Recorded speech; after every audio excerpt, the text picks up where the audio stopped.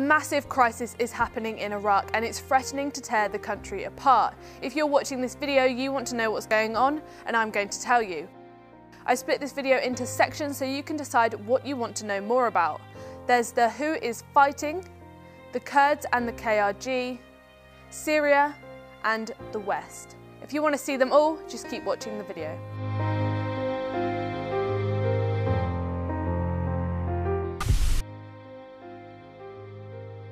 Iraq is in conflict with itself. The sectarian differences between the Sunni, Shia and Kurds divide the country. Iraq has never had a government that has reflected the interests of all three. It has always been an artificial state held together by the politics.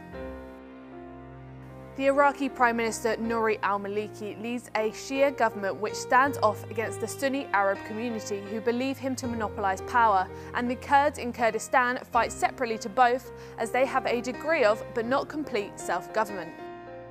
ISIS, meaning the Islamic State of Iraq, and al-Sham, or Levant, or Syria, depending on where you hear it, are a radical Sunni group of insurgents who have been marching through northern and central Iraqi cities, taking them over before reaching Baghdad.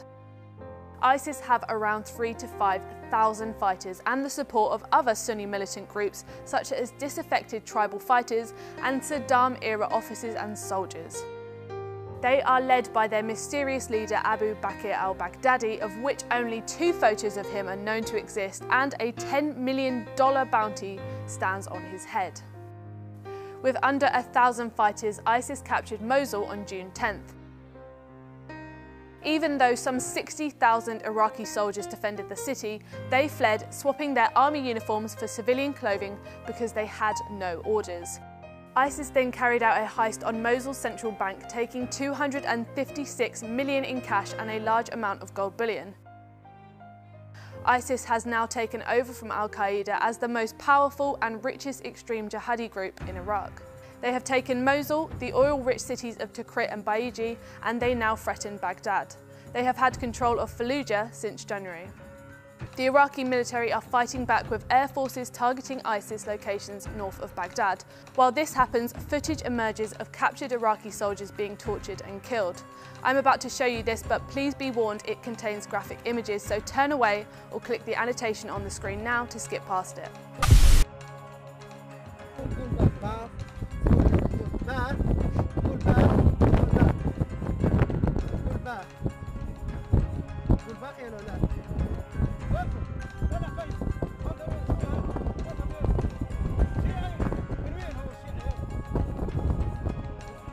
ISIS has captured tanks and American hardware, some volunteered by the US, to work on their aim to create a state that stretches through Iraq and Syria. The Iraqi army is also well equipped with American and Russian equipment and is huge with over 1 million troops, but isn't battle hardened and has been criticised for lacking discipline and command.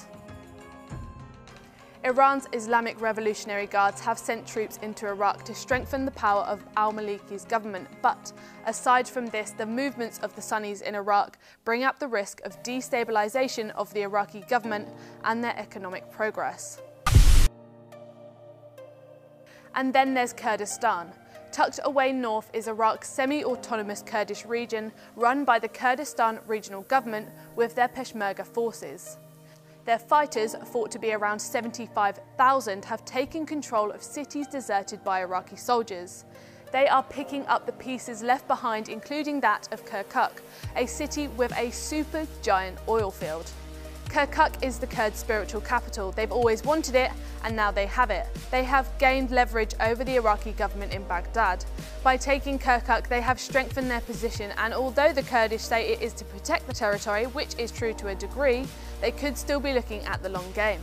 Alongside their gain of territories, their Peshmerga forces are also considered to be the best trained soldiers in Iraq. Kurdistan has billions invested into their oil fields, Exxon, Chevron, Total and more, and with the takeover of Kirkuk's supergiant field, their position in oil exports is strong, although the major pipeline that carries Kurdish oil to Turkey has been offline during the conflict, and ongoing violence will prevent repairs. Kurdistan's moves during a time where al-Maliki's government is weakened could be one step closer to complete Kurdish independence. They have enough oil, and now they've proven they have enough force and power to defy Baghdad. They may well have taken these territories forever. Most Kurds believe Iraq as we know it will cease to exist. ISIS' main goal is to create a state through Syria and Iraq that will follow Sharia law, so they've been fighting both Assad, the rebels, and the Kurds. The US have been involved in the Syrian civil war since 2011, both arming and funding rebel groups, which has given ISIS power to enforce over Syria due to the weakened government. ISIS are not only taking on dictator Bashar al-Assad, but are fighting the anti-Assad rebels as well because they believe they aren't true Muslims. Obama is also contemplating airstrikes not just over Iraq, but over Syria too.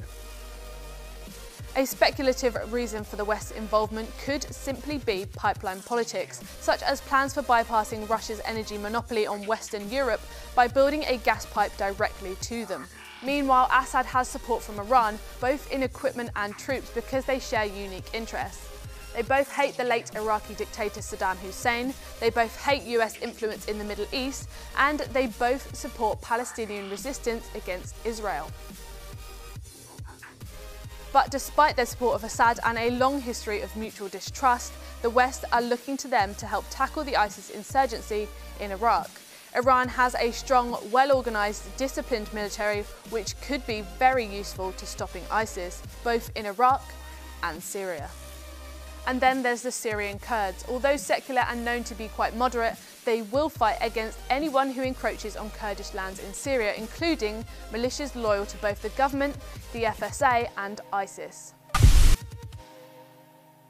It is said that the US-led invasion in 2003 created the insurgency of many angry Sunni Arabs fighting on behalf of Saddam Hussein. Many of these Sunnis now fight with ISIS. On the other hand, the US had no official involvement in Syria, and it has a similar state of crisis with a radical Islamist movement. Many politicians have spoken out about Iraq's current state, with Secretary of State John Kerry saying they are plotting against American and Western interests, and this from former UN mediator Lakhdar Brahimi. Shias and Sunni they don't exist only in Iraq and Syria. They are in Lebanon, they are in Turkey, they are in Bangladesh, and in Pakistan, and in Central Asia. The West has spent years investing in Iraq's future and has signed a series of service contracts with oil companies in Baghdad in 2010, with ExxonMobil, BP, Royal Dutch Shell, ENI, Gazprom, Lukoil and Chinese firms all involved. The Iraqi soldiers also benefited from $25 billion worth of training and equipment provided by the US before its withdrawal from Iraq. Obama has announced 275 US troops will be sent to Iraq to protect the US embassy based in the Green Zone of Baghdad and other American interests. They enter with the country's permission and will stay until they are no longer needed. As if he hasn't done enough when it comes to Iraq, Blair had something to say about it.